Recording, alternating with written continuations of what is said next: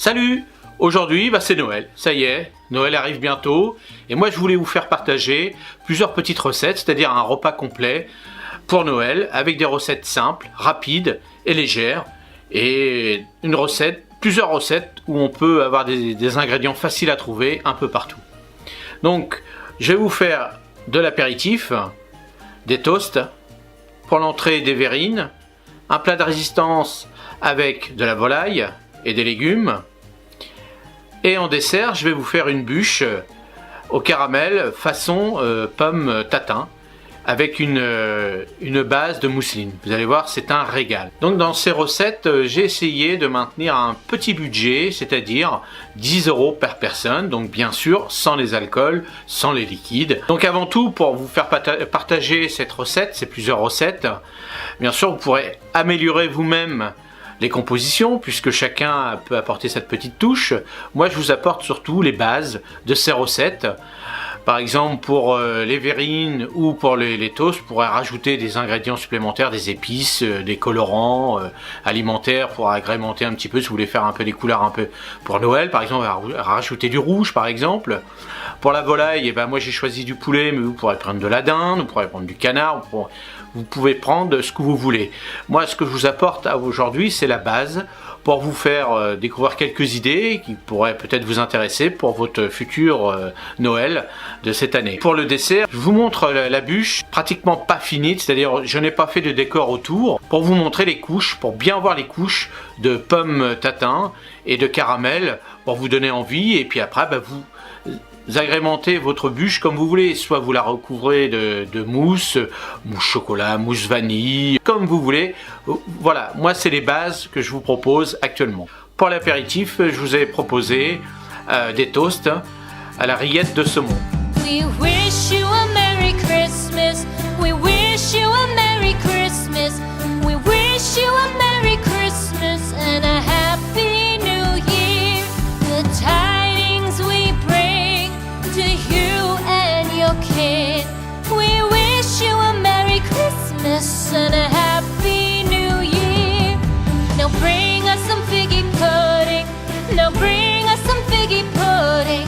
Now bring us some figgy pudding and bring it out here. The tidings we bring to you and your kin. We wish you a Merry Christmas and a Happy New Year. For we all like figgy pudding. For we all like figgy pudding. For we all like figgy pudding. So bring it out here. The tidings we bring to you and your kin. We wish you a Merry Christmas and a Happy New Year. Donc une petite rillette de saumon légère, puisque j'incorpore dedans des carrés frais gervais 0%. Donc il vous faut pour cette recette 3 carrés frais gervais 0%, 200 g de saumon frais et 100 g de saumon fumé. Pour le saumon frais, donc le mieux c'est de le prendre en morceaux, les morceaux sans arête, on appelle ça de la darne de saumon, et vous les faites cuire dans un bouillon avec alors là, plein d'épices comme vous voulez, c'est vous qui choisissez les épices. Vous attendez qu'il soit cuit, ça met un quart d'heure, 20 minutes à peine à peu près à cuire. Une fois que vous avez bien cuit votre saumon frais, vous le laissez s'égoutter, vous pressez un peu dessus pour enlever l'eau. Le mieux aussi, ça serait de le cuire à la vapeur, comme ça il y aura moins d'eau à l'intérieur, ça c'est vous qui voyez. Mais j'en ai quand même laissé parce que le carré frais gervais a besoin d'un peu de liquide pour faire une onctuosité pour cette rillette. Donc découpez mes saumons fumés, j'ai mis ça avec mon saumon frais, j'ai rajouté mes carrés frais gervais, j'ai rajouté mes épices. Alors moi j'ai mis de la ciboulette, de l'échalote, j'ai mis de l'ail. J'ai mis aussi de la fenouil, puisque je n'avais pas d'aneth, donc j'ai mis de la fenouil. Et j'ai passé tout ça au mixeur. Donc au Thermomix, comme vous voulez, au mixeur ou autre. Moi j'ai un Thermomix, donc c'est plus facile pour moi. Et je vais pas mixer ça à fond. Je veux quand même qu'il y ait un petit peu de morceaux dedans. Donc là c'est la texture, c'est comme vous voulez. Vous voyez, cette recette est très simple, il suffit de 3-4 ingrédients et c'est tout. Il n'y a pas besoin de faire plein de trucs avec de la crème, du beurre, des choses comme ça, non. Avec le carré frais gervais, vous allez voir, Si vous sortez vos toasts à la dernière minute bien frais, vous allez voir que vos convives vont apprécier cette recette. Pour les toasts, j'ai pris du pain aux noix. Je l'ai fait griller et comme ça donne un petit goût supplémentaire à ma rillette de saumon. La suite, je vous propose des verrines de saumon. The first Noel, the angel did say, was to certain poor shepherds in fields as they lay, in fields where they lay keeping their sheep on a cold winter's night that was so deep. Noel, Noel, Noel, Noel, born is the King of Israel. They looked up and saw a star shining in the... Pour les proportions, pour le tartare de saumon, moi j'ai mis dans mes verrines 50 grammes de saumon fumé et j'ai coupé 2 petites tomates pour les 4 personnes et c'était largement suffisant puisque après j'ai mis un citron, j'ai mis un petit peu de ciboulette, vous voyez, c'est à vous d'agrémenter un petit peu vos épices. Vous goûtez un petit peu avant votre sauce, si ça vous convient, et vous arrêtez là, et si ça va pas, vous rajoutez. Je vais couper en petits dés, des petits dés, pas très gros non plus, mais des petits dés, un peu comme des dés de jambon qu'on voit un peu partout. Ensuite, je vais rajouter, donc là c'est mon choix, du jus de citron, du soja, donc j'ai pris un petit soja sucré, c'est très très bon, et dedans j'ai rajouté des tomates, des cubes de tomates pour améliorer un petit peu l'ensemble, que ça fasse plus joli. J'ai rajouté plein d'épices, alors là à votre convenance, pour pareil, du piment si vous voulez, des choses comme vous voulez. Et moi j'ai rajouté de la ciboulette, un petit peu encore d'échalote dedans, et mes petites verrines, ils sont excellentes puisque j'ai bien remué et j'ai laissé ça macérer pendant à peu près 2 heures, voire même plus. Et j'ai gardé un peu de rillettes de saumon qui me restait et j'en ai gardé pour décorer. Ensuite, mon plat de résistance. We wish you a Merry Christmas. We wish you a Merry Christmas. We wish you a Merry Christmas and a Happy New Year. We wish you a Merry Christmas. We wish you a Merry Christmas. We wish you a Merry Christmas and a Happy New Year. Good tidings we bring to you and your kin. Good tidings for Christmas and a Happy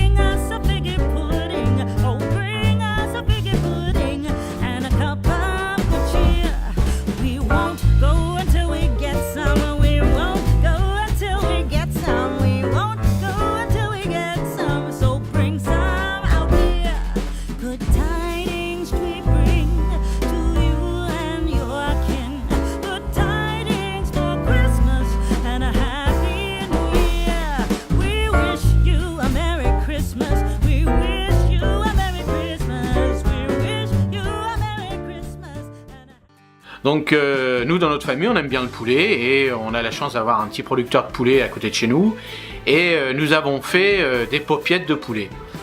Donc avant tout on a fait une petite jardinière de légumes, donc on aime bien tous les légumes du soleil, donc les poivrons, les aubergines, les tomates, alors on a mis des oignons, on a mélangé tout ça, on a fait à peu près une petite ratatouille, mais un petit peu avec des petits carrés de légumes. Nous avons laissé ça mijoter tranquillement. Ensuite, Une fois que ça a été cuit, on l'a laissé sur le plan de travail. Nous avons étalé nos filets. À l'intérieur, nous avons mis une petite cuillère de cette jardinière de légumes, on peut appeler ça comme ça. Et après, dedans, vous pouvez rajouter ce que vous voulez. Vous pouvez rajouter du bacon, du fromage, alors des fromages feurs ou pas. Et ça, vous voyez comme vous le sentez. Et ça, dans cette petite paupiette-là, on peut mettre ce qu'on veut à l'intérieur. Moi, j'ai mis un petit peu de fromage, des petits carrés de fromage qu'on utilise pour la pizza. J'ai mis quelques petits carrés et j'ai mis une cuillère de légumes. J'ai roulé, j'ai façonné, donc c'était la première fois que je faisais une petite paupiette. Donc j'ai pris du fil de rôti pour bien faire mes petites paupiettes. Donc je pense que visuellement, ils sont bien réussis. Et ensuite, je les ai fait cuire avec un petit peu d'huile d'olive au fond. Et je les ai laissés cuire, dorer un petit peu sur chaque face pour qu'ils caramélisent un petit peu. Une fois que c'était fait, je les ai laissés cuire tout doucement, 40 minutes, voire 1 heure. Moi, j'ai laissé 40 minutes dans mon faitout et ça a donné un bon résultat. Par la suite, avec mes légumes, j'ai voulu faire ça en purée pour que ça change un petit peu. Donc, j'ai mixé tous mes petits légumes. Et après, avec ces légumes, ce que vous pouvez faire, si vous voulez faire aussi des petites galettes, donc là vous rajoutez de la fécule, vous rajoutez un œuf, et là vous faites des galettes, et vous faites comme vous voulez. Ça, vous pouvez améliorer comme vous voulez cette petite recette. Ensuite, j'ai pris des patates douces, parce que les patates douces, c'est la saison, et c'est excellent, et c'est moins calorique, entre parenthèses, que les pommes de terre. Donc j'ai fait des bâtonnets comme des frites, et je les ai fait cuire au four. J'ai mis une petite cuillère d'huile ou deux dans un bac. J'ai bien remué mes pommes de terre, mes patates douces, je les ai étalées sur une plaque et je les ai laissées cuire à peu près 20 à 25 minutes à 180 degrés dans mon four pour la recette de la bûche au caramel façon tatin.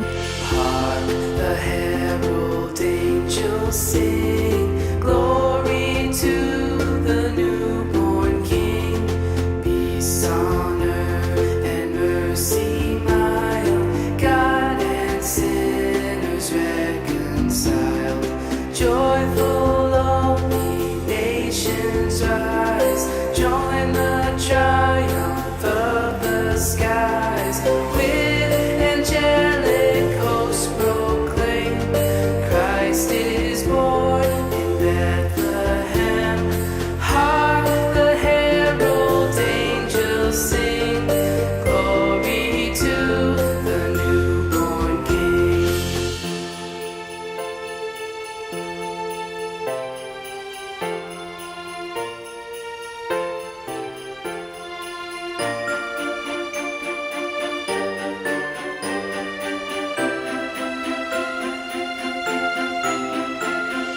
Hail the heaven-born Prince of Peace, hail the Son of Righteousness, light and life to all he brings, risen with healing in his wings. Mild he lays his glory by, born that man no more may die, born to raise the sons of earth, born to give them second birth. Hark the herald angels sing, glory to the newborn King.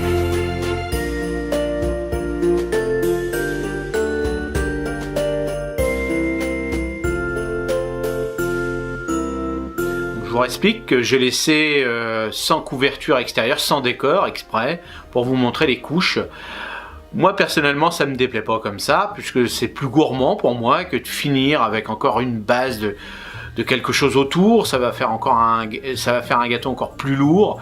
Là déjà avec une base de mousseline, n'oubliez pas, la mousseline c'est quand même de la crème pâtissière avec du beurre à l'intérieur, donc c'est déjà assez consistant. Donc moi je l'ai laissé comme ça, mais vous ferez ce que vous voulez. Donc vous allez faire une base pour la mousseline, une base de crème pâtissière, et dans la mousseline on rajoute du beurre. C'est-à-dire que la quantité que je vous propose pour faire cette crème, vous la divisez en deux, et une fois que vous avez fait votre crème pâtissière, quand elle est encore chaude, vous mettez cette moitié de beurre à l'intérieur, vous laissez bien fondre à l'intérieur, vous remuez bien, vous allez bien remuer. Et après, vous allez l'étaler dans un plat ou dans une plaque, comme vous voulez, bien laisser refroidir. Et de temps en temps, vous allez remuer. Ça, c'est les petites astuces pour éviter d'avoir une peau à l'intérieur, dessus. Vous allez bien remuer de temps en temps. Vous laissez ça de côté et là, vous allez attaquer votre génoise. Alors, c'est-à-dire que moi, j'ai fait une génoise, j'ai fait ça une génoise ou un gâteau de Savoie. Donc, moi, j'ai fait une base de gâteau de Savoie à l'intérieur avec des œufs, du sucre, de la farine et de la fécule. Donc, je l'ai fait en gâteau roulé. Vous allez bien préparer vos ingrédients. Ça, c'est important à chaque fois de bien préparer ses ingrédients. Vous allez préparer vos deux matières, farine et fécule, que vous allez mélanger ensemble, et vous allez préparer votre sucre et les jaunes d'œufs que vous allez bien remuer à faire une mousse bien blanche, hein, bien blanchir vos jaunes d'œufs. Une fois que vous avez réalisé ça, vous avez mélangé vos farines, vous allez apporter à ces deux compositions un petit peu de blanc d'œuf battu. Donc pour les blancs d'œuf battus, vous avez la recette, donc vous allez rajouter dessus un petit peu de sucre, 1/5 du sucre dedans à l'intérieur, pour bien serrer, on appelle ça bien serrer la mousse, pour qu'elle soit bien dure. Et vous allez rajouter une petite quantité d'œufs battus à ce mélange de farine et de jaune d'œuf sucré. Vous allez remuer tout doucement, vous allez bien incorporer ça. Une fois que cet ensemble va être bien incorporé, là vous allez rajouter délicatement les blancs d'œufs battus. Et là vous allez avoir une petite mousse un petit peu plus onctueuse et légère. Vous allez étaler dans une plaque. Vous allez faire à peu près 1 ou 2 cm. Ça c'est vous qui voyez par rapport à l'épaisseur de vos plaques que vous allez avoir besoin par rapport à la quantité de génoise ou de gâteau de Savoie que vous allez avoir besoin à faire. Une fois que ça va être cuit, c'est-à-dire que je vous ai donné les températures et les délais, hein, ça met 5-7 minutes, pas plus à cuire, ça va très vite, surveiller hein, pour pas que ça crame. Et après vous allez faire des rectangles par rapport à la forme de votre moule. Donc vous préparez vos pommes. Vos pommes, vous allez donc les découper. Moi j'ai la chance que ce soit mes pommes de mon jardin, donc aucun pesticide, ça c'est super. Donc vous allez rajouter un petit peu de sucre parce que les miennes sont déjà les miennes, je rajoute un tout petit peu parce que c'est sucré. Vous, en fonction des pommes que vous allez prendre, vous rajoutez plus ou moins plus de sucre, mais vous avez les quantités sur la liste. Vous rajoutez un petit peu de beurre, donc ça pour comme une base de tarte tatin. Hein. Rappelez-vous, je vous avais fait une vidéo sur la tarte tatin. Et vous allez attendre que ça cuise bien, hein, vous goûtez, il faut que ce soit un peu croustillant ou un peu plus en compote, ça c'est votre choix. Moi je les ai laissées un petit peu croquantes. Et à côté vous allez réaliser votre caramel, donc soit vous le faites vous-même, ou soit vous achetez des carambars, vous les faites fondre, vous les rajoutez à la dernière minute à vos pommes qui sont encore un peu chaudes, vous réservez. Donc une fois que vous avez fait toute cette base, vous avez votre gâteau de Savoie qui est prêt, ou votre génoise qui est prête. Vous avez vos pommes qui sont cuites. Vous avez votre crème qui est prête. Alors la crème, bien sûr, à la dernière minute, ça je vous le conseille de faire ça à la dernière minute, vous la sortez, vous battez l'ensemble et vous rajoutez votre dernière moitié de beurre à l'intérieur. Donc ce beurre là sera évidemment laissé à l'extérieur pour qu'il soit en pommade, hein, pour pas qu'il soit dur. Donc vous allez faire une mousse, bien mousser l'ensemble. Vous goûtez, si pour vous c'est la consistance d'une mousse, hein, on met 10 minutes à peu près en fonction du batteur, voire un peu plus hein, par rapport au batteur que vous avez. Et là c'est important de le mettre à la dernière minute, ce morceau de beurre, parce que si vous le préparez à l'avance, la crème va durcir. Donc une fois que tous ces ingrédients là sont bien prêts, vous allez faire une base de Savoie ou de génoise, une base de mousse, une base de pommes, caramel, vous rajoutez encore une base de génoise ou de Savoie, une base de mousse, une base de... Alors vous voyez, on fait des étages, moi j'en ai fait 2, vous pouvez faire un énorme gâteau si vous voulez de 10 étages, bon faut qu'il tienne, mais vous pouvez vous amuser comme vous voulez. Donc après j'ai fini avec une base de mousseline, et puis j'ai mis un petit peu, j'avais gardé un petit peu de pommes pour mettre dessus, et j'ai mis ma gousse de vanille que j'avais mis dans ma crème pâtissière, je les ai mis dessus pour faire un petit décor. Donc comme je vous ai dit, vous pouvez finir votre décor comme vous voulez, avec ce que vous voulez autour. Voilà pour la bûche. Et voilà, donc toutes ces recettes pour Noël sont terminées, et j'espère que ça vous a plu. Si vous avez des questions, des commentaires, eh ben, n'hésitez pas, vous m'en laissez, hein, puisque pour moi c'est tellement facile, peut-être que j'ai oublié quelque chose. Et si vous voulez plus d'informations et suivre mes vidéos, n'oubliez pas la petite cloche. Si vous avez aimé aussi cette vidéo sur les recettes un petit like. Et si c'est la première fois que vous venez sur ma chaîne, et ben n'oubliez pas de vous abonner. Et moi je vous dis salut, à la prochaine. Et ben en avance, joyeux Noël. Salut! The first Noel, the angel did say, was to certain poor shepherds in fields as they lay, in fields where they lay keeping their sheep on a cold winter's night that was so